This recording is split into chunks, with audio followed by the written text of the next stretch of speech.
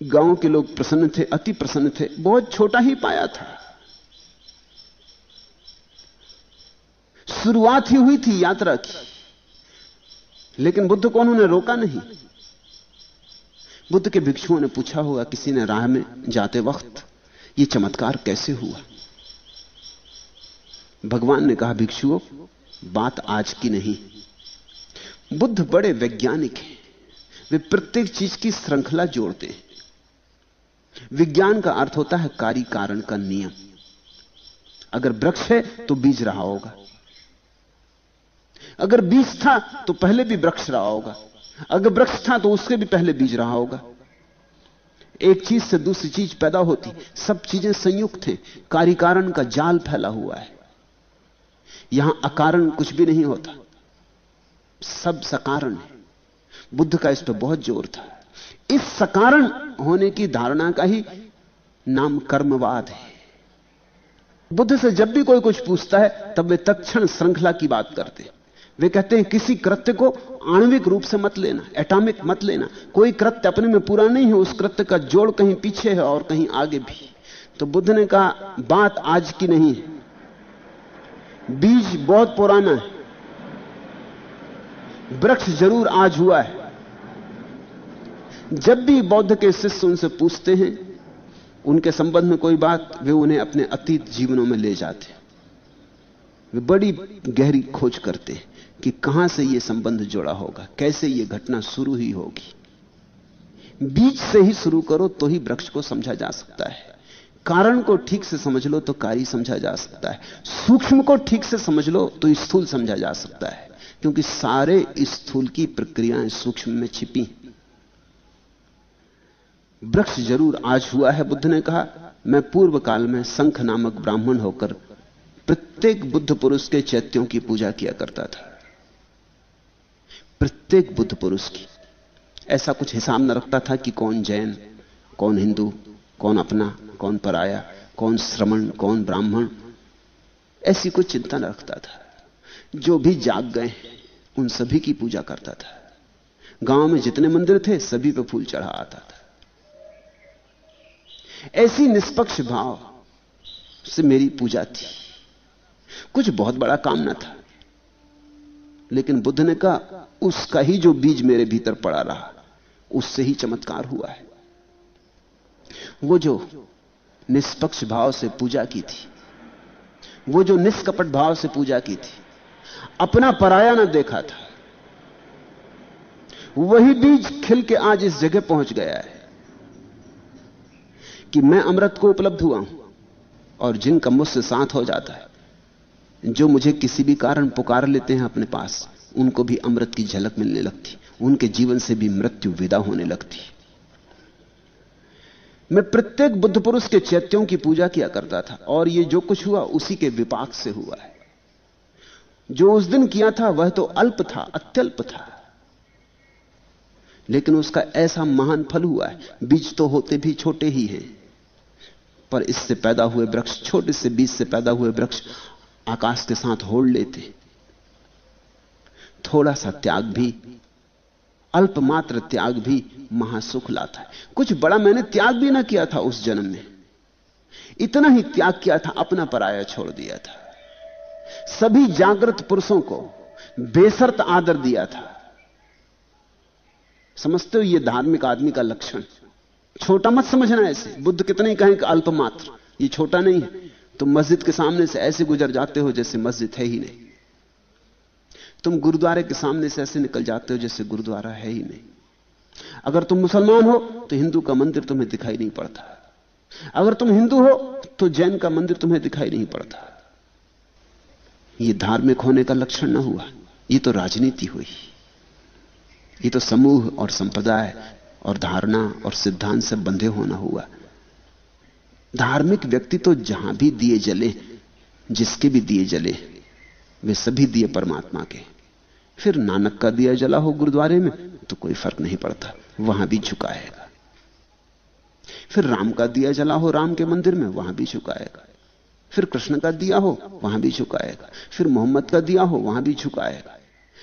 धार्मिक व्यक्ति ने तो एक बात सीख ली है कि जब भी कहीं कोई दिया जलता है तो परमात्मा का ही दिया जलता है। बुझे दिए संसार के, जले दिए भगवान के। बुझे बुझो में भेद होगा, जले जलो में कोई भेद नहीं।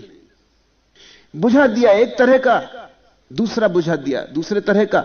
मिट्टी अलग होगी, कोई चीनी का बना होगा, कोई लोहे का बना होगा, कोई सोने का बना होगा, कोई चांदी का बना होगा। स्वभावतः मिट्टी का दिया और चांदी के दिए में बड़ा फर्क है। लेकिन जब ज्योति जलेगी तो ज्योति कहीं चांदी की होती कि सोने की होती कि मिट्टी की होती? ज्योति तो सिर्फ ज्योति की होती। ज्योति को जो देखेगा उसको तो सभी जले दियों में एक ही ज्योति का निवास दिखाई पड़ेगा। एक ही सूरज उतर आया है, एक ही किरण प्रविष्ट हो गई है। इसको बुद्ध तो कहते हैं अल्प, लेकिन मैं न कहूंगा अल्प, क्योंकि यह अल्प भी हो नहीं रहा है। लोग सोच के जाते अपना मंदिर, अपना गुरु, अपना शास्त्र। दूसरे का मंदिर तो मंदिर ही नहीं है। दूसरे के मंदिर में जाना तो पाप। ऐसे शास्त्र हैं इस देश में, जैन शास्त्रों में लिखा है, ऐसा ही हिंदू शास्त्रों में भी लिखा है कि अगर कोई पागल हाथी तुम्हें रास्ते पे मिल जाए, जैन शास्त्र कहते हैं, और तुम मरने की हालत में आ जाओ और पास में ही हिंदुओं का देवालय हो, तो हाथी के पैर के नीचे मर जाना बेहतर, लेकिन हिंदुओं के देवालय में शरण मत लेना। ऐसा ही हिंदू के शास्त्र भी कहते, ठीक यही का यही। पागल हाथी के पैर के नीचे दब के मर जाना बेहतर है, लेकिन जैन मंदिर में शरण मत लेना। अगर जैन मंदिर के पास से निकलते हो और जैन गुरु को समझा रहा हो तो अपने कानों में उंगलियां डाल लेना, सुनना मत। ये धार्मिक आदमी के लक्षण हैं। तो फिर अधार्मिक के क्या लक्षण होंगे? बुद्ध कहते हैं कुछ और मेरी विशिष्टता न थी। जब मैं संघ नामक ब्राह्मण था किसी जन्म में, तो मेरी इतनी ही विशिष्टता थी, छोटी ही समझो, बीज मात्र, कि मैं सभी बुद्ध पुरुषों को नमस्कार करता था, सभी चैत्यों में जाता, सभी शिवालयों में जाता और प्रार्थना कराता था, पूजा कराता था। मैंने कोई भेदभाव ना रखा था। उस अभेद दृष्टि से ही धीरे धीरे बीज फैला। जो अभेद को देखेगा वो एक दिन अभेद को उपलब्ध हो जाएगा। जिसने मिट्टी के दियों का हिसाब रखा वो दियों में ही पड़ा रहेगा। जिसने ज्योति देखी वो एक दिन ज्योतिर्मय हो जाएगा। तुम जो देखते हो वही हो जाते हो। दृष्टि एक दिन तुम्हारे जीवन की सृष्टि हो जाती है। तो बुद्ध कहते हैं आज ये जो चमत्कार हुआ इसका बीज बड़ा छोटा है। अब समझना, मैंने इसलिए कहा कि दो तल पर यह कथा है। एक तल पर तो बुद्ध का आना महामारी से भरी हुई वैशाली में, वो एक तल है। फिर दूसरा तल है भिक्षुओं का बुद्ध से पूछना। बुद्ध कोई अवसर नहीं चूकते। उन्होंने अपने भिक्षुओं को भी संदेश दे दिया कि कैसा भाव होना चाहिए। अगर कभी तुम अमृत को उपलब्ध करना चाहते हो, मृत्यु के विजेता होना चाहते हो, वस्तुतः जिन होना चाहते हो, तो भेद मत करना। सभी बुद्ध पुरुष, सभी जागृत पुरुष एक ही सत्य को उपलब्ध हो गए। इस बीज को अपने भीतर जितने गहराई में डाल सको डाल देना। इसी से किसी दिन वृक्ष पैदा होगा, फूल लगेंगे। ठीक समय, ठीक अवसर पर तुम्हारे जीवन में वसंत आ जाएगा। तब न केवल तुम्हारे भीतर वसंत आएगा, तुम जहां से गुजर जाओगे वहां भी वसंत की हवा बहेगी। तुम जिनके साथ खड़े हो जाओगे उनके भीतर भी ज्योति पैदा होगी। तुम जिनको हाथ पकड़ लोगे उनका जीवन से छुटकारा होना शुरू हो जाएगा। तुम्हारा जो सहारा पकड़ लेंगे तुम उनके लिए नाव बन जाओगे। थोड़े सुख के परित्याग से यदि अधिक सुख का लाभ दिखाई दे तो धीर पुरुष अधिक सुख के ख्याल से अल्प सुख का त्याग कर दे। और बुद्ध ने कहा ये छोटा सा गणित याद रखो कि कभी कभी ऐसा होता है कि आज हमें लगता है कि इसमें खूब सुख है और हमें यह भी दिखाई पड़ता है कि अगर इसका त्याग कर दें तो कल अनंत गुना सुख हो सकता है। लेकिन वो कल होगा तो हम आज के ही सुख को पकड़ लेते, कल के अनंत गुने को छोड़ देते। इसलिए हम दीन रह जाते, दरिद्र रह जाते। समझो कि तुम्हारे पास मुट्ठी भर अन्न है, तुम आज खा लो उसे तो थोड़ा सा सुख मिलेगा। लेकिन अगर तुम इसे बो दो तो शायद 2-4 महीने प्रतीक्षा करनी पड़ेगी, लेकिन बड़ी फसल पैदा होगी, शायद साल भर के लायक भोजन पैदा हो जाए। तो बुद्ध कहते हैं बुद्धिमान कौन है? बुद्धिमान वह है जो अल्प को छोड़ के विराट को उपलब्ध करने में लगा रहता है। जो जीवन के आत्यंतिक गणित पर सदा ध्यान रखता है कि जो मैं कर रहा हूं इसका अंतिम फल क्या होगा, आज का ही सवाल नहीं है, इसका आत्यंतिक परिणाम क्या होगा। स्वभावतः उस दिन जब बुद्ध संघ नाम के ब्राह्मण थे, थोड़ी अड़चन हुई होगी। अगर जैनों के मंदिर में गए होंगे तो हिंदुओं ने कहा होगा तू वहां क्यों जाता, ब्राह्मण थे, कष्ट हुआ होगा। अगर हिंदुओं के मंदिर में गए होंगे तो जैनों ने कहा होगा कि तू तो हमारे मंदिर में आता, वहां क्यों जाता, कष्ट हुआ होगा।